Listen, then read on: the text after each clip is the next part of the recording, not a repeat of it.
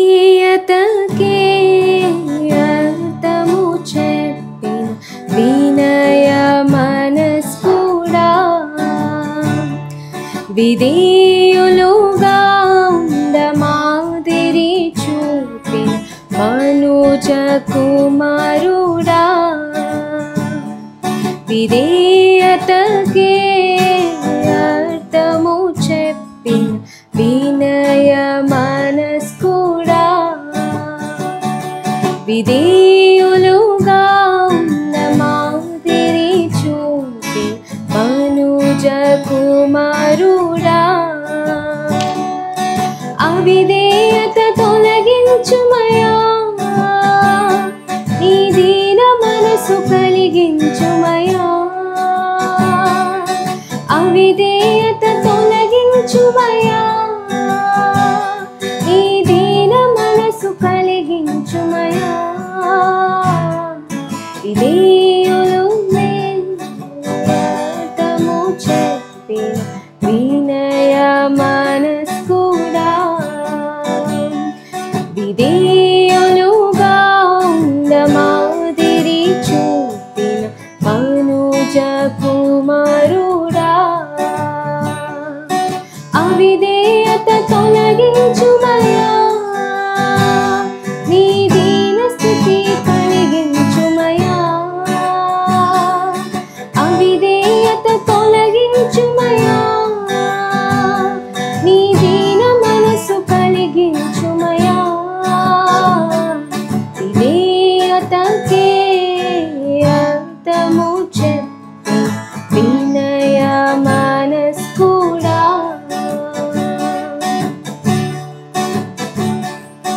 పరిచర్య చేయుటకే ధరణికి వచ్చిన త్యాగమూర్తివి, ప్రతిచర్య జరిగించి పగవారిని క్షమించిన ప్రేమాదీప్తివి, పరిచర్య చేయుటకే ధరణికి వచ్చిన త్యాగమూర్తివి, ప్రతిచర్య జరిగించి పగవారిని క్షమించిన ప్రేమాదీప్తివి, సిలువ మరణము పొందుగా నీవు తగ్గించుకొంటివి, సిలువ మరణము పొందునంతగా తగ్గించుకొంటివి, అధికముగా హెచ్చింపబడితివి, అధికముగా హెచ్చింపబడితివి, విధేయతకే అర్థము చెప్పి మనుజ కుమారుడా, విధేయతకే అర్థము చెప్పి వినయ మనస్కుడా, అవిధేయత తొలగించుమయా, నీ దీన మనసు కలిగించుమయా, అవిధేయత తొలగించుమయా, నీ దీన మనసు కలిగించుమయా, విధేయతకే అర్థము చెప్పి వినయ మనస్కుడా, విధేయులుగా మాదిరి చూపి మనుజ కుమారుడా, అవిధేయత తొలగించుమయా, నీ దీన స్థితి కలిగించుమయా, అవిధేయత తొలగించుమయా, నీ దీన మనసు కలిగించుమయా, విధేయతకే అర్థము చూపి మనుజ రాజకుమారుడా. ప్రియమైనటువంటి దేవుని ప్రజలరా, మరోసారి దేవుని వాక్యాన్ని ఈ లెంట్ డేస్ ప్రేయర్లో మనము నేర్చుకుంటూ ఉన్నాం. ఇది 32వ దినం ఉంటుంది. అందుని బట్టి దేవునికి స్తోత్రం. మరి ఈ యొక్క వాక్య భాగంలోని చివరి భాగానికి మనం చేరుకుంటున్నాం. అందుని బట్టి దేవునికి స్తుతులు చెల్లిస్తున్నాం. ఇది మనం నేర్చుకోబోయే భాగము 1వ అధ్యాయం 7వ వచనంలో, మీరును వారిలో ఉన్నవారే యేసు క్రీస్తు వారుగా ఉండుటకు పిలువబడి ఉన్నారు. ఇలా ఈ దినము మనమందరము యేసు క్రీస్తు వారమైంటున్నాం. We are beloved children of God. ఎంత అద్భుతమైన పాఠం! రోమీయులకు రాసిన పత్రికలో ఈ పదము రకరకాలుగా మనకు కనబడుతుంది. మనము ఇంతకు ముందు పాపపు స్థితిలో ఉంటుండగా, శత్రువులంగా ఉంటుండగా, ఇంతకుముందు దూరస్థులముగా ఉంటుండగా, ఇప్పుడు మనము ప్రియమైన పిల్లలుగా మలచబడ్డాం. యేసు క్రీస్తు వారుగా ఉండుటకు. ఎవరు వారండి మీరు అని అంటుంటాం. మేము పలాని వారమండి అంటుంటాం. పిల్లారా, ఏ కులం అండి అంటుంటారు, లేకపోతే ఏ ప్రాంతం అండి అంటుంటారు. మనం ఇక్కడి నుంచి గుర్తుంచుకోవాలి, మనము యేసు క్రీస్తు వారముగా ఉండుటకు పిలువబడినవారు. కనుక ఈవేళ మనము ఇక నుంచి ఏ వ్యక్తి అయితే పాపిగా ఉంటున్నాడో పరిశుద్ధునిగా దేవుడు మలిచాడు, ఏ వ్యక్తినైతే దేవుడు ఎన్నుకొని ఆ వ్యక్తిలో దేవుడు జీవించాలని ఆశపడుతున్నాడు, ఎవరి లోపలైతే దేవుని బీజం ఇమిడి ఉన్నదో, ప్రళారా మనం గుర్తుంచుకోవాలి, మనం అందరం కూడా యేసు క్రీస్తు వారమై ఉంటున్నాం. ఎంత చక్కని మాట! పౌలు ఈ అధ్యాయంలో చాలాసార్లు మరి మనము దేవుని పిల్లలమే అనే విషయాన్ని రోమీయులకు రాసిన పత్రికలో మనకు జ్ఞాపకం చేస్తున్నాడు. మొట్టమొదటి కొన్ని వచనాలు బయటికి వెళ్ళి చూసి లోపలికి వద్దాం. ఎఫెసీయులకు రాసిన పత్రిక 5వ అధ్యాయం 1వ వచనంలో మనం చూసినట్టయితే, ప్రియులైన పిల్లల వలె కావున మీరు ప్రియులైన పిల్లల వలె దేవుని పోలి నడుచుకోండి. మనము ఇక్కడ నుంచి we are beloved children of God. మనము భయపడాల్సిన అక్కర్లేదు, దిగులు పడాల్సిన అక్కర్లేదు. ఎవరికైతే దేవుడు కృపనిచ్చాడో, ఎవరికైతే దేవుడు అపోస్తలత్వాన్ని ఇచ్చాడో, వారందరూ కూడా దేవునికి ప్రియులైన పిల్లలు అన్న విషయాన్ని మనము జ్ఞాపకం చేసుకోవాలి. యేసుక్రీస్తు 30 సంవత్సరాల వయసుకు వచ్చిన తర్వాత ఆయన జీవితాన్ని చూసి, ఆయన తండ్రి పట్ల విధేయతను, తల్లిదండ్రుల పట్ల విధేయతను, గురువుల పట్ల విధేయతను కలిగి, దేవుని మాటల్లో ఒక్కటి కూడా ఎదిరించకుండా, ధిక్కరించకుండా విధేయుడైనటువంటి కుమారునిగా యేసుక్రీస్తు బాప్తీసం పొందుతున్నటువంటి వేళ తన సొంత తండ్రి ఆయనకి ఇచ్చినటువంటి మాట, ఇదిగో ఈయనే నా ప్రియమైన కుమారుడు. ఈవేళ ప్రియమైన పిల్లలంగా మనమందరం కూడా ఉంటున్నామన్న విషయాన్ని జ్ఞాపకం చేసుకోవాలి. ఇంతకీ ప్రియమైన పిల్లలు అంటే ఏంటి సార్ అని అంటారా? అంటే అర్థం ఏంటంటే, మనం దేవుని చేత ప్రేమించబడ్డాం. నీవు ఆయన్ని ప్రేమించలే, నీవు ఆయన వెంటపడలేదు, ఆయనే నిన్ను ప్రేమించాడు, ఆయన నీ వెంట పడ్డాడు. నీవు ఆయన బిడ్డవు, నీవు ఆయన స్వాస్థ్యము, ఆయన ఇష్టపడ్డాడు. మనం కలర్ని చూసి కాదు, మన అందచందాలని చూసి కాదు, మన యొక్క టాలెంట్స్ని చూసి కాదు. Is because of his own grace. ఆయన కృప ద్వారా మనల్ని ఆయన ఇష్టపడ్డాడు కనుక ఆయన మనల్ని ప్రేమిస్తున్నాడు అనే విషయాన్ని మనం గుర్తుంచుకోవాలి. లేఖనాలన్నింటిలో మీరు చూసినట్టయితే మరి దేవుని ప్రేమ మానవుని పట్ల ఎంత విశాలంగా ఉందో, all over the scriptures we see that God has a love towards his children. తన పిల్లల పట్ల ఆయనకున్న ప్రేమను మనము చూడగలుగుతున్నాం. ఎఫెసీయులకు రాసిన పత్రిక 2వ అధ్యాయం 5-4 వచనాలను చూసినట్టయితే ఈ రీతిగా మనం చూడగలుగుతున్నాం. ఆయనను దేవుడు కరుణా సంపన్నుడై ఉండి మన ఎడల మన అపరాధముల చేత చచ్చిన వారమే ఉండగా సైతము మన ఎడల చూపిన తన మహాప్రేమ చేత మనలను క్రీస్తుతో కూడా బ్రతికించును, కృప చేత మనము రక్షింపబడ్డాం. కనుక చూడండి, మహాప్రేమ చేత తండ్రి అనే దేవుడు మనల్ని ప్రేమించాడు. మొదటి యోహాను రాసిన పత్రిక 3వ అధ్యాయం 1వ వచనంలో చూసినట్లయితే దేవుడు ఎట్టి ప్రేమతో మనల్ని ప్రేమించిన చూడుడి. Beloved, what manner of love what manner of love అనే పదాన్ని మనం చూసినట్టయితే ప్రోటోపాన్ అనే పదాన్ని గ్రీక్లో మనం చూస్తున్నాం. అంటే it is a foreign love which doesn't come from this world. ఈ లోకం నుంచి, మన తల్లిదండ్రుల నుంచి, మన తండ్రి నుంచి, మన అక్క చెల్లెల భార్య భర్తల నుంచి అసలు ఉత్పత్తి కాలేదు. ఇది డిఫరెంట్ వరల్డ్ నుంచి వచ్చింది. ఈ తండ్రి ఎట్టి ప్రేమను అనుగ్రహించునో చూడుడి. It came from outer world, outer space అన్న విషయాల్ని మనము జ్ఞాపకం చేసుకోవాలి. ఎఫెసీయులకు రాసిన పత్రిక 1వ అధ్యాయం 6వ వచనంలో మనం చూసినట్టయితే, ఇట్లుండగా తన ప్రియుని అందు తాను ఉచితముగా మనకు అనుగ్రహించిన తన కృపా మహిమకు కీర్తి కలుగునట్లు. చూసారా ఎంత చక్కని మాట, కృపా మహిమకు కీర్తి కలుగునట్లు. ఆయన మన పట్ల ప్రేమను చూపించాడు. 5వ అధ్యాయం రోమీయులకు రాసిన పత్రిక 5వ వచనంలో దేవుని ప్రేమ మన హృదయములలో కుమ్మరించబడి ఉన్నది.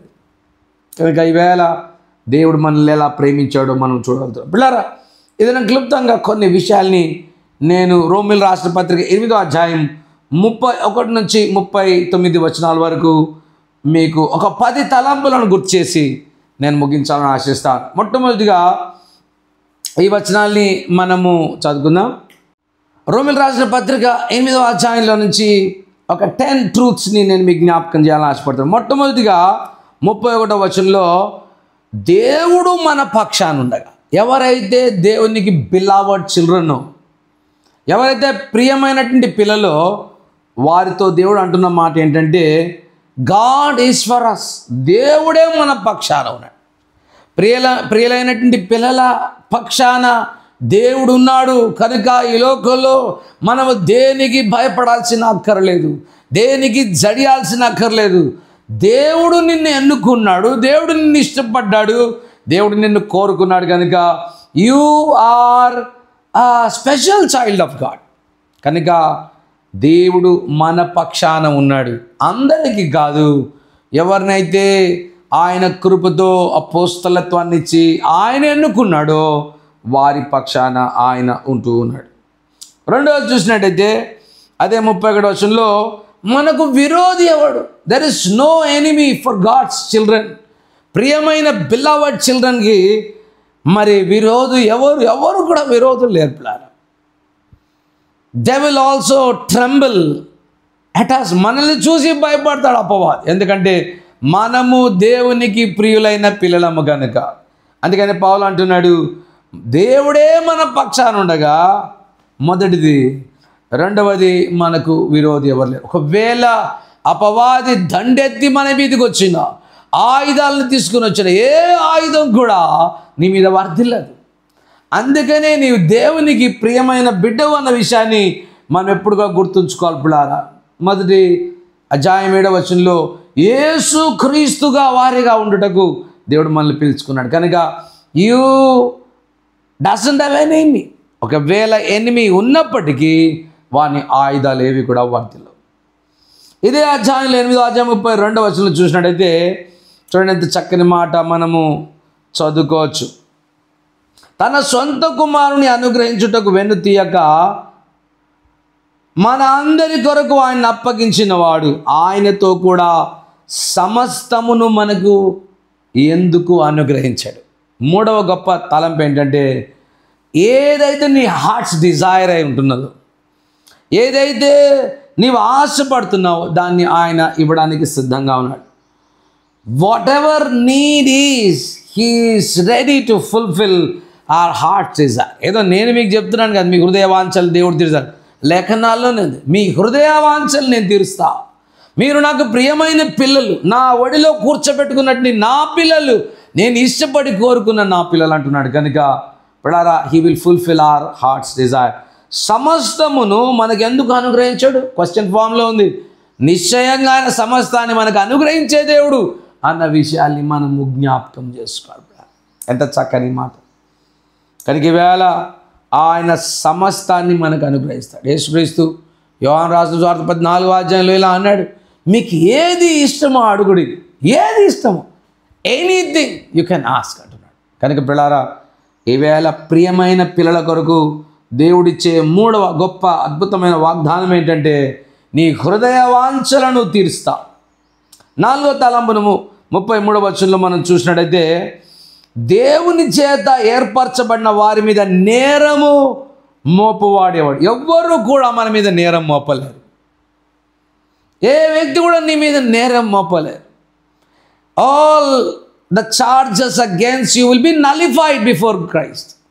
యేసుక్రీస్తు అంటాడు, పలాని నేరమా, ఆ నేరం కొరకు కల్వరి శిలువలో నేనే మరణించానని ప్రభు సెలవిస్తాడు. ఎక్కడైనా ఒక నేరం అపవాదిని మీద మోపినా అది చెల్లుబాటు కాదు, అది గిట్టుబాటు కాదు. ఎందుకంటే అన్ని నేరాలను కల్వరి శిలువలో ఆయన కొట్టివేశాడు. So there is no one to charge against you. నీకు విరోధముగా there is no charges against you. నీకు విరోధముగా ఏ మరి నేరము నీ మీద మోపబడదు అన్న విషయాన్ని మనం జ్ఞాపకం చేస్తాం. అంత చక్కని మాట. చాలాసార్లు మనం ఏదైనా కష్టంలో ఉన్నప్పుడు మనం అనుకుంటాం, పలాని తప్పులు చేశాను కదా, అందుకనే దేవుడు నన్ను శిక్షిస్తున్నాడేమో. ఇట్ ఈజ్ ఏ లై ఆఫ్ డెవిల్. అపవాది యొక్క మరి అబద్ధం అది. నువ్వు నమ్మనవసరం లేదు. దేవుడే నీకు బదులుగా అన్నిటినీ చెల్లించాడు కనుక ఈవేళ నువ్వు గుర్తుంచుకో, there will be no charges against those who are elected of God. ఎంత చక్కని మాట. ఇదే 33వ వచనం మనం చూసినట్టయితే, నీతిమంతుడిగా తీర్చువాడు దేవుడే.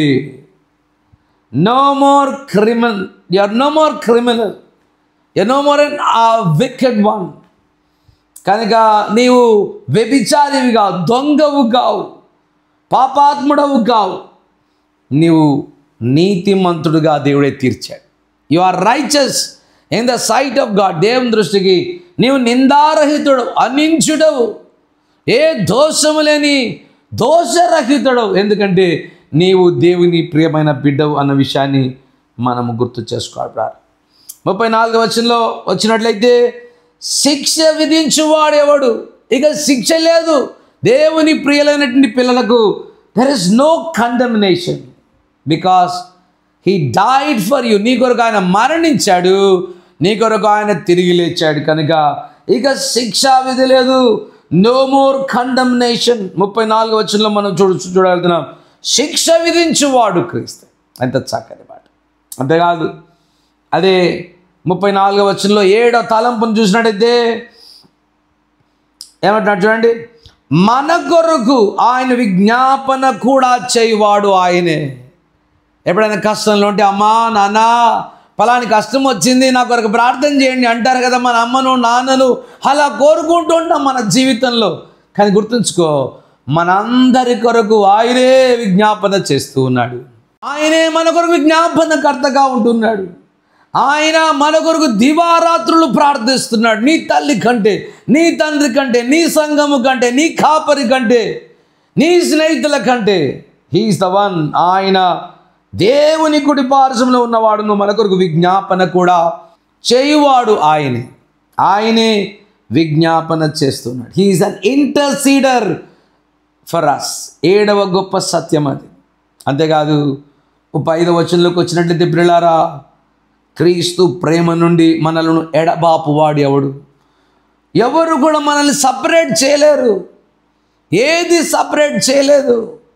దేవుని యొక్క బంధం, ప్రియమైన పిల్లలుగా వచ్చిన ఈ బంధంలో నుంచి ఎవరు మనల్ని సపరేట్, ఎన్ని తరాలైనా, ఎన్ని యుగాలైనా, ఎన్ని కోట్ల సంవత్సరాలైనా, nobody can separate you. What a great promise God is giving to his children. You are my beloved children. నా ప్రియమైన పిల్లలని దేవుడు ఎంత అద్భుతంగా మనకు జ్ఞాపకం చేస్తాడు. 37వ వచనంలోకి మనం వచ్చినట్లయితే, 9వ తలంపును మనం చూసినట్లయితే, ఈయన మనలను ప్రేమించిన వాని ద్వారా మనం వీటన్నిటిలో అత్యధికమైన విజయం పొందుతున్నాం. దేవుని ప్రేమైన పిల్లలకు ఓటమి లేదు. They are never losers, they are always victors and winners అన్న విషయాన్ని మనము గుర్తుంచుకోవాలి. అది ఈ మొదటి వచనంలో పౌలు అంటున్నాడు, యేసుక్రీస్తు వారు మీరు, యేసుక్రీస్తుకు ప్రియమైన పిల్లలు మీరు అన్న విషయాన్ని ఆయన జ్ఞాపకం చేయడం మనం చూస్తున్నాం. ఎంత చక్కని మాట. 38 నుంచి 39 వచనాల వరకు మనం గమనించినట్లయితే, many things that has power to separate us ఎన్నో ఉన్నాయి క్రీస్తు ప్రేమ నుండి మనల్ని వేరు చేయడానికి, కానీ ఏది కూడా మనల్ని వేరు చేయలేదు. మరణము వేరు చేయలేదు. మీ తల్లిదండ్రుల నుంచి మరణము నిన్ను వేరు చేయొచ్చేమో, కానీ క్రీస్తు ప్రేమ నుండి మరణము కూడా వేరు చేయలేదు. మిఖాయేలు, గాబ్రియేలు ఘనమైన దూతలు ఉన్నాయి, వారు నిన్ను దేవుడి నుంచి వేరు చేయగలవా? చేయజాలవు. దూతలు ఉన్నాయి, జ్ఞానము కలిగిన దూతలు, అవి నిన్ను వేరు చేయగలవా? వేరు చేయలేవు. దురాత్మలు ఉన్నాయి, సైన్య సమూహాలు ఉన్నాయి, అవన్నీ ఎగసి వచ్చి క్రీస్తు ప్రేమ నుంచి నిన్ను వేరు చేయాలని ఆశపడినట్లయితే అవి కూడా మనల్ని వేరు చేయలేవు. అధికారులు ఉన్నారు, వారు మనల్ని వేరు చేయలేరు. ఎవ్వరు మనల్ని వేరు చేయలేరు. అందుకని ఇక్కడ అంటున్నాడు, మరణమైనను జీవమైనను దేవదూతలైనను ప్రధానులైనను ఉన్నవైనను రాబోయినవైనను అధికారులైనను ఎత్తైనను లోతైనను దేవుని ప్రేమ నుండి మనల్ని ఏది కూడా ఎడబాపు చేయలేదు. What a beautiful love that Christ and God has bestowed upon us. మనము దేవుని ప్రియమైన పిల్లలుగా ఉండడాన్ని క్రీస్తు వారము అనే మాటల్ని నేను మీకు జ్ఞాపకం చేస్తాను. అందుకనే 8వ అధ్యాయము 15 వచనంలో మనం చూడగలుగుతున్నాం. ఇదే రోమీయులకు రాసిన పత్రిక, ఏలైనగా మనము భయపడుటకు మీరు ఈ దాస్యపాత్మను పొంది భయపడాల్సిన అవసరం లేదు. మీరు దేవుని ప్రియమైన పిల్లలు, దేనికి భయపడతారు? You are blessed children. అదే 16వ వచనంలో, మీరు దేవుని పిల్లలమని ఆత్మ మన ఆత్మతో కూడా సాక్ష్యం ఇస్తాం. కనుక పిల్లారా, ఈవేళ క్రీస్తు వారము అనే మాటను నేను మీకు జ్ఞాపకం చేస్తున్నాను. 1వ అధ్యాయం 7వ వచనంలో, మీరును వారిలో ఉన్నవారే, ఇంతకుముందు సెయింట్స్ ఉన్నారు, యేసుక్రీస్తు వారుగా ఉండుటకు దేవుడు మనల్ని పిలుచుకున్నాడు. ఇక నుంచి నువ్వు యేసుక్రీస్తు వాడు, అంటే దేవుని ప్రియమైన బిడ్డవు. అన్ని రకాలుగా తన చేతుల నుంచి దేవుడు నిన్ను దీవించడానికి ఇష్టపడుతున్నవాడు. You are a special child of God, you are a saint. ఎంత అద్భుతమైన పాట.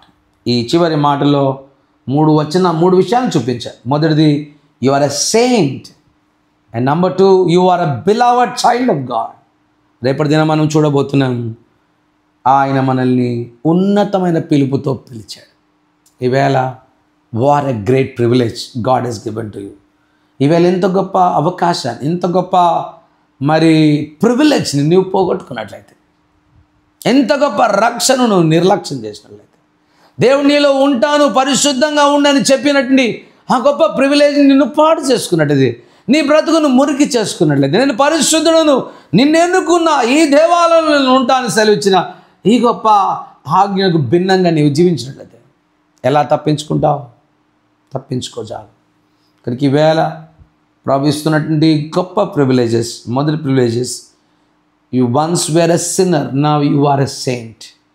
ఒకవేళ ఆ స్థితిలోకి రాకపోతే, యేసయ్యా నన్ను కూడా పాపిని, నన్ను క్షమించు అని అడుగు.